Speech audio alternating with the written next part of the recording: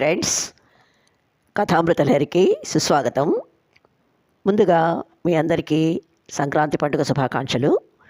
ఈరోజు నిష్ఠుర ప్రేమ 4th part వినిపించబోతున్నాను. దయచేసి skip చేయకుండా కథ మొత్తం విని వెంటనే లైక్ కొట్టి కామెంట్ పెట్టి సబ్స్క్రైబ్ చేసుకోండి ప్లీజ్. ఇక కథలోకి వచ్చేద్దాం. కారెక్కింది మొదలు ప్రీతి ఆ పిల్ల ఫ్రెండ్స్ చేసే అల్లరి విజయ్కి చెవులు హోరెత్తిస్తుంటే, బాబోయ్, ఈ మహాతల్లుల్ని చేసుకునే వాళ్ళు ఎవరో కానీ వీళ్ళ తలనొప్పి భరించలేక ఏదో ఒకరోజు పీక పిసికి మర్డరన్నా చేస్తారు, లేకపోతే వాళ్ళైనా సూసైడ్ చేసుకుంటారు. మనసులోనే చిరాకు పడుతూ ఆ కాకి గోల పట్టించుకోవడం మానేయడమే బెటర్ని రోడ్డు మధ్యలో డివైడర్ పొడవున పెద్ద పెద్ద కుండీల్లో విరబూసిన రంగురంగుల బోగన్విల్లా పూల అందాలను ఆస్వాదిస్తూ డ్రైవింగ్ మీద ఫోకస్ పెట్టాడు. దారిలో ఒకసారి ప్రీతి, బావా, మేమందరం సరదాగా కబుర్లు చెప్పుకుంటుంటే నువ్వు ఇలా సైలెంట్గా డ్రైవ్ చేస్తూ కూర్చోవడం ఏం బాగోలేదు. ఎవరైనా కొత్త వాళ్ళు చూస్తే నేను ఆ డ్రైవర్ అనుకుంటారు, కానీ ఈ కారు ఓనర్ అని అస్సలు అనుకోనట్టు జోక్ చేసింది. వెంటనే విజయ్, మీతో హస్ కొడుతూ డ్రైవ్ చేశాననుకో, నా సంగతి ఎలా ఉన్నా మీరు పెళ్ళికి కాదు వెళ్ళేది, డైరెక్ట్గా పరలోకానికే. కాసేపు మీరు నోరు మూసుకుని కూర్చుంటే నేను కాస్త ప్రశాంతంగా ఊపిరి పీల్చుకుంటాను అంటూ సీరియస్గా వార్నింగ్ ఇవ్వడంతో మూతి ముడుచుకుని విజయవాడ చేరే వరకు అతడు జోలికి రాలేదు. 1 గంట కల్లా ప్రీతి వాళ్లను ఫంక్షన్ హాల్లో డ్రాప్ చేసి కారు నేరుగా సీతానగరం వైపు పోనిచ్చాడు. దారి పొడుగునా ఆ విమలమ్మ గారి ఇల్లు ఏమోలుందో ఎలా కనుక్కోవడం? కనీసం డోర్ నెంబర్ కానీ ఫ్లాట్ నెంబర్ కానీ ఏదీ లేదే. ఎలాగోలా వెతుక్కుని వెళ్ళినా ముక్కు మొహ ఎరగని తన్ని ఆ ఇంట్లో వాళ్ళు ఎలా రిసీవ్ చేసుకుంటారో. అయినా సుబ్బరాజు చెప్పబట్టి అమ్మ పాత స్నేహాన్ని మళ్ళీ గుర్తు చేసుకుంది, కానీ ఇన్నేళ్లలో ఎన్నడూ ఈ ఫ్రెండు ప్రస్తావన తీసుకొచ్చినట్లు అనిపించలేదు. మరి ఆవిడ సంగతి ఏంటో? వసుంధర అన్న పేరు అసలు ఆవిడకి జ్ఞాపకం ఉందో లేదో? 1,00,000 అనుమానాలతో సతమతం అవుతుండగానే చేరాల్సిన గమ్యం ఎదురుగా కనిపించడంతో ఆలోచనలకు స్వస్తి చెప్పి కారు దిగి ఆ పరిసరాల్ని ఆసక్తిగా గమనించసాగాడు.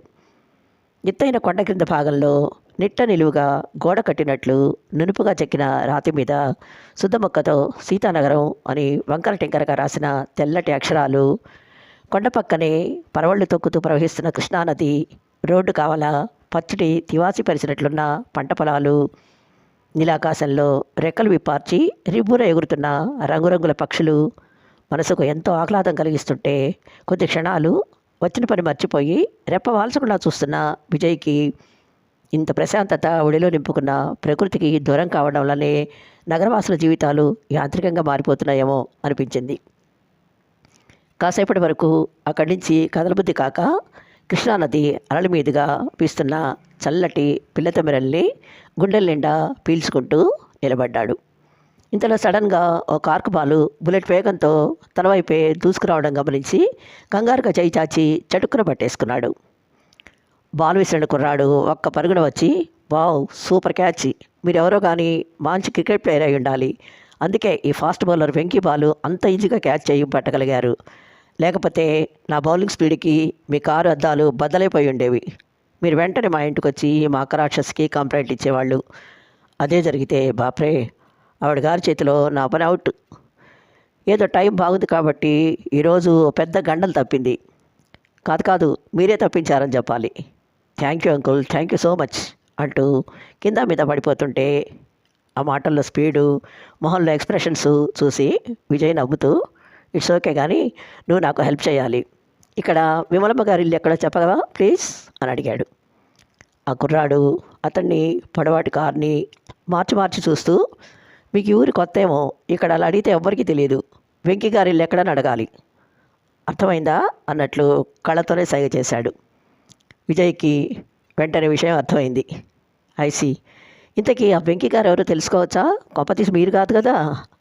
ఆ శిశింద్రి స్టైల్గా క్రాప్ సవరించుకుంటూ తలూపి, yes, I am Venky, full name Venkata Sai Shiva Subrahmanya Prasad, Vimala is my mummy, follow me అనేసి బాలు బ్యాటు పక్కనే నిలబడ్డ కుర్రాడి చేతులు పెట్టి టీవీగా ముందుకు నడిచాడు.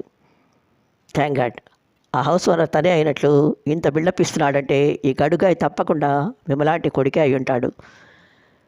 వెతకబోయిన తీగ కాలికి తగిలినట్లు వీడు నాకు ఇల్లు తిరిగే శ్రమ తప్పించాడు అని లోపలే సంతోషిస్తూ ఆ కుర్రాడిని అనుసరించాడు.